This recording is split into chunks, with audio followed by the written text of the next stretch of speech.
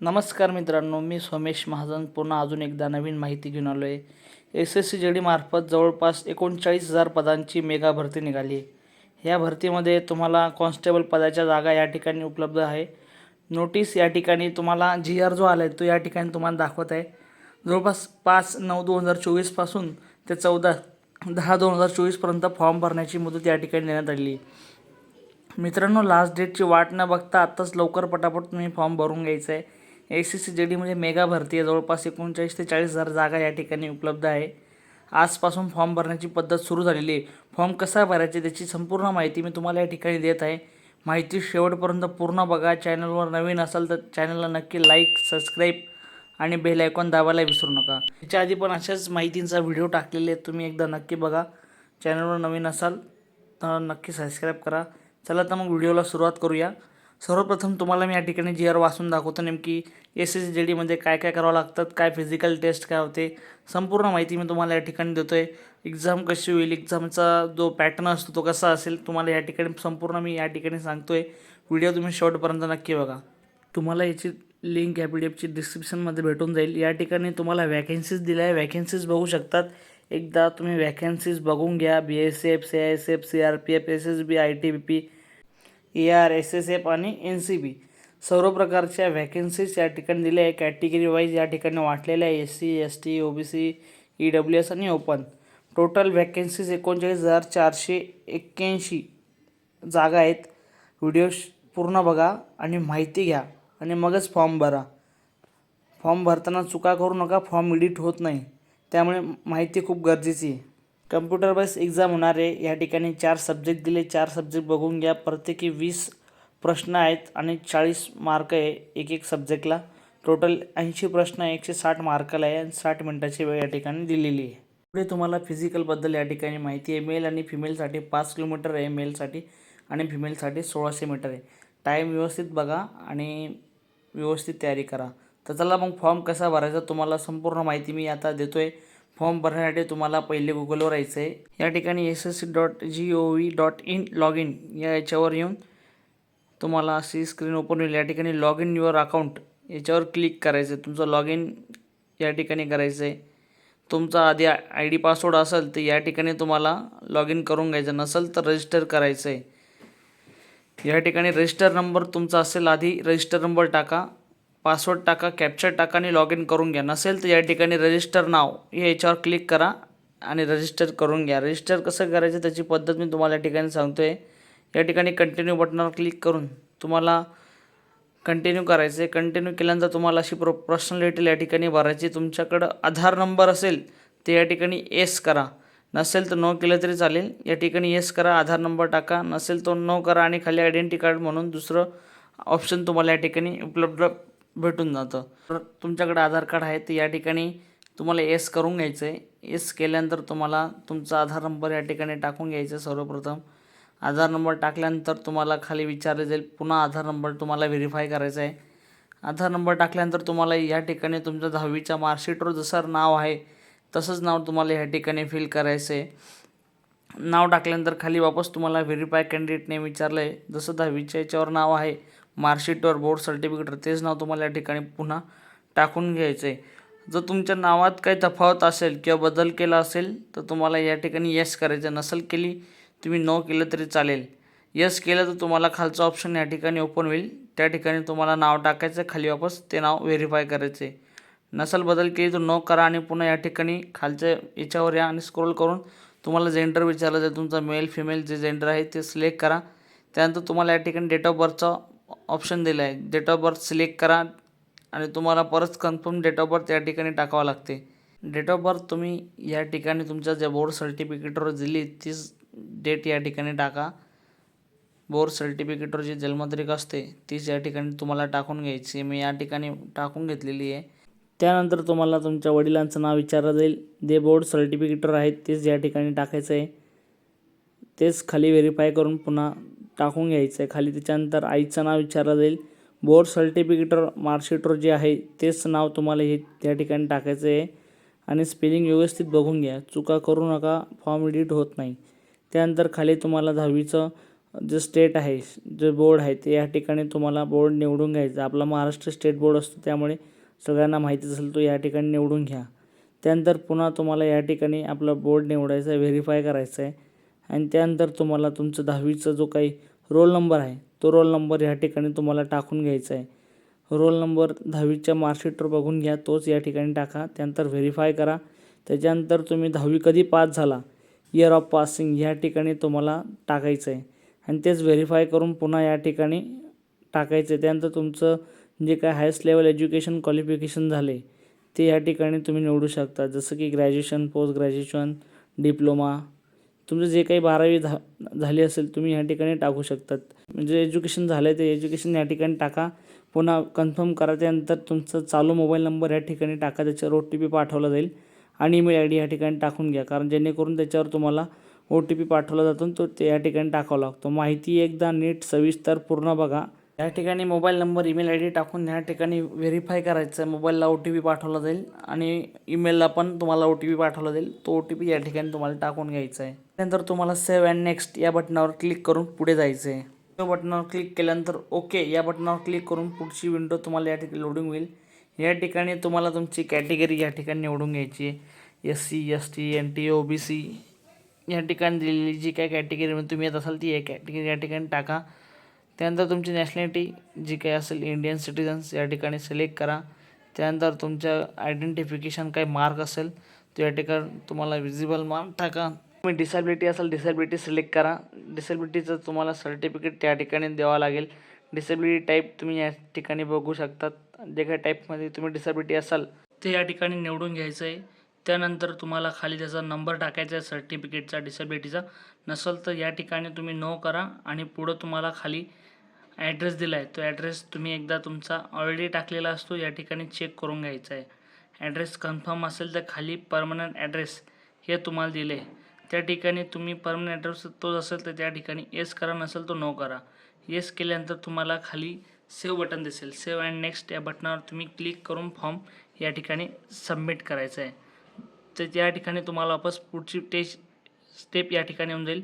या ठिकाणी डिक्लेरेशन दिलं. डिक्लेरेशन या ठिकाणी ॲग्रीवर क्लिक करून तुम्हाला प्रिव्ह्यू OTR या ठिकाणी क्लिक केल्यानंतर तुम्हाला जी काही माहिती भरली ती या ठिकाणी दिसेल. तुम्ही डिक्लेअर केल्यानंतर हा फॉर्म तुमचा सबमिट होईल आणि तुमच्या मेल IDवर तुम्हाला तुमचा ID पासवर्ड येऊन जाईल. ID पासवर्ड आल्यानंतर मित्रांनो तुम्हाला पुन्हा लॉग इन करायचं आहे. मी ऑलरेडी लॉग इन केलं आहे, त्यामुळं तुम्हाला डायरेक्ट मी फॉर्म दाखवतो. या ठिकाणी तुम्ही असं डॅशबोर्ड ओपन होईल. डॅशबोर्डवर आल्यानंतर तुम्हाला तुमची प्रोफाईल वगैरे या ठिकाणी दिसेल. खाली लाईव्ह एक्झामिनेशन जे काही नवीन व्हॅकन्सी येतात ते या ठिकाणी दिसेल आणि तुम्ही जे काय ॲप्लिकेशन केलं आहे ते माय ॲप्लिकेशनमध्ये तुम्हाला या ठिकाणी दिसणार आहे आणि ॲप्लिकेशन हिस्ट्रीमध्ये तुम्ही याच्या आधी कुठला अर्ज केला आहे त्याची माहिती त्या ठिकाणी दिसणार आहे. तुम्हाला लाईव्ह एक्झामिनेशनवर राहायचं. या ठिकाणी SSC ZD या ठिकाणी तो अर्ज दिसेल. तुम्हाला या ठिकाणी अप्लाय या बटनावर क्लिक करायचे. या ठिकाणी थोडीफार इन्फॉर्मेशन दिली आहे. ॲप्लिकेशन स्टार्ट डेट या ठिकाणी दिलेली आहे आणि त्यानंतर या ठिकाणी बाजूलाच ॲप्लिकेशन एंड डेट दिलेली आहे. ते एकदा व्यवस्थित बघून घ्या. 14/10/2024 ही शेवटची तारीख आहे फॉर्म भरण्याची. लवकरात लवकर फॉर्म भरून टाका, नंतर साईट प्रॉब्लेम येतो. या ठिकाणी मी अप्लायर क्लिक केल्यानंतर तुम्हाला या ठिकाणी काय डिक्लेरेशन दिलेले आहे. एकदा तुम्ही हे व्यवस्थित वाचून घ्या आणि फिल फॉर्म याच्यावर क्लिक करायचं आहे. क्लिक केल्यानंतर तुम्हाला अशी विंडोज ओपन होईल. तुमची पर्सनल डिटेल या ठिकाणी दिली आहे. तुम्ही रजिस्ट्रेशन करताना जी काही माहिती भरली ती ह्या ठिकाणी शो होणार आहे. एकदम याच्यात कुठलाही बदल करायचा नाही, याच्यात कुठलाही बदल होणार नाही, म्हणून तुम्हाला या ठिकाणी खाली येऊन स्क्रोल करायची. तुमची फक्त नुसतं माहिती वाचून घ्यायची आहे. तुम्ही जी माहिती भरली ती योग्य आहे का, याच्यात काही चुकीचं असेल तर तुम्हाला रजिस्ट्रेशनमध्ये जाऊन एडिट करून तुम्हाला पुन्हा फॉर्मवर यायचं आहे. माहिती बरोबर असेल तर नेक्स्ट बटनावर क्लिक करून तुम्हाला पुढच्या स्टेजवर यायचं आहे. या ठिकाणी मी सक्सेसफुली माझं या ठिकाणी माहिती सेव्ह झाली आहे. ओके बटनावर क्लिक करून मी पुढच्या स्टेजवर जात आहे. पुढच्या स्टेजवर जाताना तुम्हाला काहीतरी थोडीफार माहिती त्या ठिकाणी फिल करावं लागणार आहे. या ठिकाणी मला एज्युकेशन क्वालिफिकेशन तुम्हाला जे तुमचं हायस्ट क्वालिफिकेशन आहे त्या ठिकाणी हे फिल कराच. तुमचं ग्रॅज्युएशन झालं असेल तर ग्रॅज्युएशन या ठिकाणी टाका. बाकी अदर माहिती तुमची या ठिकाणी ॲटोमॅटिकली येऊन जाईल, ती काही भरण्याची गरज नाही. खाली तुम्हाला 10वीचं पर्सेंटेज या ठिकाणी टाकून घ्यायचं आहे. 10वीला तुम्हाला जे काही पर्सेंटेज आहे ते या ठिकाणी तुम्हाला टाकून घ्यायचं आहे. पर्सेंटेज टाकल्यानंतर तुम्हाला खाली CGPA हे ऑप्शन दिलं जातं. ते ॲटोमॅटिक तुमचं खाली ब्लॉक होऊन जाईल पर्सेंटेज टाकल्यानंतर. माहिती एकदा पुन्हा चेक करा आणि त्यानंतर तुम्हाला सेव्ह अँड नेक्स्ट या बटनावर तुम्हाला क्लिक करायचं आहे. मग पुढे तुम्हाला या ठिकाणी तुमचं काही ॲडिशनल इन्फॉर्मेशन या ठिकाणी दिली आहे. तुम्ही एक्समॅन सर्व्हिसेस असाल तर तुम्हाला या ठिकाणी येस करायचे, नसाल तर नो करा. आणि त्यानंतर तुम्हाला या ठिकाणी एज रिलेशन विचारलं आहे. तुम्हाला एज रिलेशन हवं असेल, वयात सूट हवी असेल तर या ठिकाणी तुम्हाला येस करायची, नसेल तर नो करा. हवी असेल तर येस करा आणि तुमची कॅटेगरी या ठिकाणी निवडून घ्या. जर तुम्हाला अशीच काही अपॉर्च्युनिटी हवी असेल तर त्या ठिकाणी येस करा, नसेल तर नो करा. खाली जे ऑप्शन दिले ते नो करून तुम्हाला या ठिकाणी सेव्ह अँड नेक्स्ट या बटनावर क्लिक करून तुमची माहिती वापस सेव्ह केली जाणार आहे. यानंतर वापस ॲडिशनल इन्फॉर्मेशन सेकंडमध्ये तुम्हाला या ठिकाणी तुमचं एक्झाम सेंटर या ठिकाणी निवडून घ्यायचं आहे. एक्झाम सेंटरसाठी तुम्हाला 3 प्रेफरन्स दिले गेले. पहिलं प्रेफरन्स तुमचं खूप महत्त्वाचं असणार आहे. जे तुम्ही जिल्हा निवडणार आहे त्या ठिकाणी तुमची एक्झाम होण्याची जास्त शक्यता असते. त्यामुळं एक्झाम सेंटर जे आहे ते तुमचा जिल्हा तो व्यवस्थित निवडा, जेणेकरून तुम्हाला जवळ पडेल, एक्झामसाठी सोपं होईल. त्यानंतर जे काही मी एक्झाम सेंटर या ठिकाणी तिघं टाकून घेतलेले आहे. त्यानंतर तुम्हाला खाली तुमची जी काही लँग्वेज, एक्झाम लँग्वेज ते खाली निवडण्यासाठी तुम्हाला विचारलं जाईल. ती जी काही एक्झाम होईल ती Hindi, English, other state language दिलेली आहे.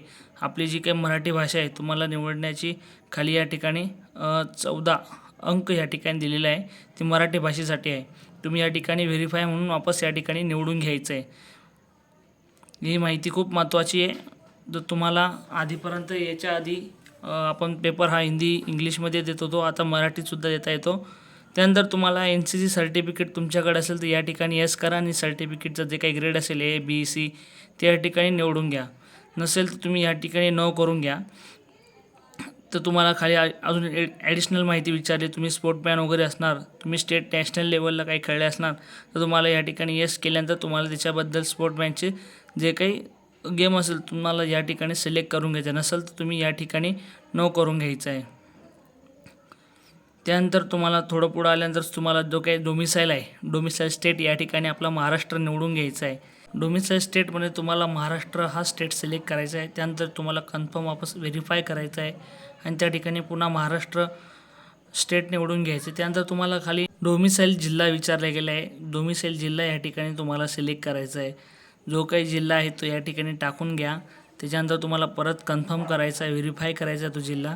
त्याच्यानंतर तुम्हाला खाली काही सविस्तर माहिती दिली ती एकदा तुम्हाला वाचून घ्यायचं आहे. या ठिकाणी असं विचारलं आहे की तुमचे जे काही मूळ राज्य आहे ते केंद्रशासित प्रदेशात स्थलांतर केले आहे का? केलं असेल तर येस करा, नसेल केलं तर नो करा.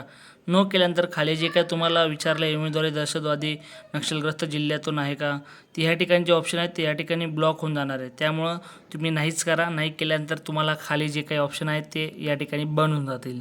त्यानंतर तुम्हाला खाली काही ज्या पोस्ट आहेत BSF, CRPF, CISF त्यांचा प्रेफरन्स तुम्हाला या ठिकाणी द्यायचा आहे.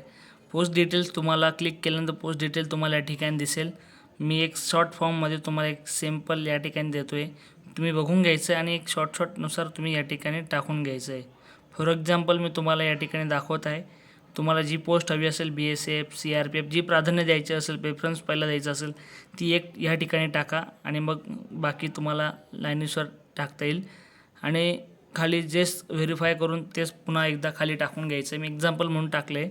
तुम्हाला ज्या प्रेफरन्स द्यायच्या आहे ज्या पोस्टला ती प्रेफरन्स पहिले आधी बॉक्समध्ये टाका आणि दुसरा प्रेफरन्स द्यायचा दुसऱ्या बॉक्समध्ये टाका. माहिती एकदा तुम्ही पुन्हा एकदा पूर्ण नीट बघून घ्या. त्यानंतर तुम्हाला सेव्ह अँड नेक्स्ट बटनावर क्लिक करून तुम्हाला पुढच्या स्टेजवर यायचं आहे. सेव्ह अँड नेक्स्ट बटनावर क्लिक केल्यानंतर तुम्हाला तुमची माहिती पुन्हा सेव्ह होईल आणि तुम्ही शेवटच्या स्टेजवर म्हणजे फोटो आणि सिग्नेचर याच्यावर तुम्हाला यायचं आहे. या ठिकाणी तुमचा फोटो या ठिकाणी कॅप्चर लाईव्ह फोटो घ्यायचा आहे. या ठिकाणी तुमचा फोटो जो तो कॅप्चर करून घ्यायचा. जर तुम्ही मोबाईलमध्ये भरत असाल तर तुमच्या मोबाईलमध्ये या ठिकाणी तुमचा फोटो काढून घ्यायचा आहे. फोटो कॅप्चर झाल्यानंतर तुम्हाला तुमची सही जी आहे ती सही या ठिकाणी तुम्हाला अपलोड करायची आहे. त्यानंतर मग वापस सेव्ह अँड नेक्स्ट या बटनावर तुम्हाला क्लिक करायचं आहे. नंतर मी या ठिकाणी फोटो आणि सिग्नेचर या ठिकाणी अपलोड करून सेव्ह अँड नेक्स्ट या बटनावर क्लिक केलेलं आहे.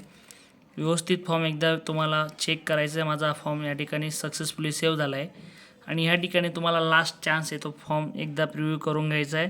त्यानंतर एकदा फॉर्म सबमिट झाला याच्यात एडिट होत नाही.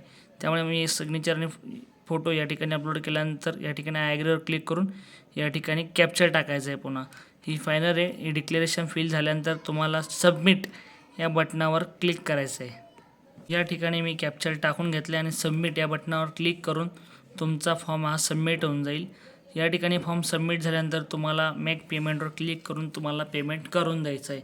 मित्रांनो, व्हिडिओ आवडला असेल तर चॅनलला नक्की लाईक करा, सबस्क्राईब करा आणि स्टाफ सिलेक्शनचा फॉर्म लवकरात लवकर तुम्ही भरून टाका. तुमचा भरलेला फॉर्मची डिटेल तुम्हाला माय ॲप्लिकेशन या ठिकाणी दिसेल. त्याचे ॲप्लिकेशन स्टेटस तुम्हाला या ठिकाणी चेक करून घ्यायचं आहे. पेमेंट झाले असेल मेक पेमेंटवर क्लिक करून तुम्हाला पेमेंट करून घ्यायचं आहे. व्हिडिओ आवडला असेल तर चॅनलला नक्की लाईक करा, सबस्क्राईब करा, शेअर करा, बेल आयकॉन दाबायला विसरू नका. जय महाराष्ट्र.